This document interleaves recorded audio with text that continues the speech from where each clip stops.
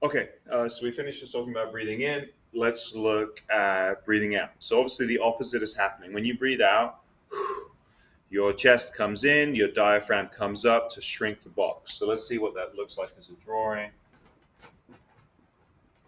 Okay, so the intercostal muscles flatten towards the lungs, and the diaphragm goes up like that, pushing into that space below the lungs.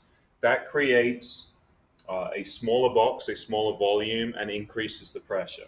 So that gives us uh, an internal volume or internal pressure, sorry, of 15. And remember, those are just made up numbers to demonstrate.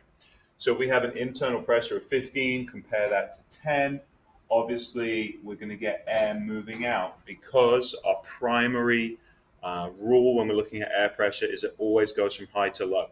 So high inside, relatively low outside, that's our breathing out. So it's all about air pressure. Okay, it's not about sucking or pushing. It's all about air pressure. Now, you will have an extra credit assignment that I'm going to give, which is to build a set of lungs.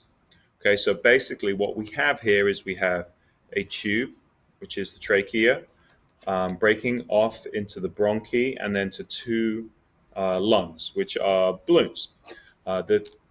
The bottle itself is the pleural cavity, which is made up of the muscles, ribs, and membrane that surrounds the lungs.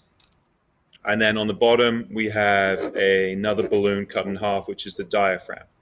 Now, when we breathe in and out, this pleural cavity or the bottle does go in and out in real life, but that's hard to make. So we only have the diaphragm, but you'll see how easily it works. Now, when we breathe out, when we breathe in, we have the diaphragm going lower. So we'll represent that by pulling this.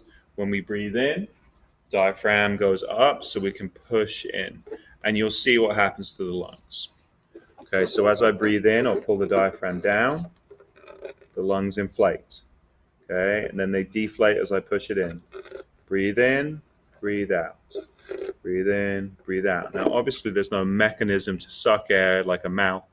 So everything is being controlled by the diaphragm. That's how our breathing works. I will say this is an extra credit.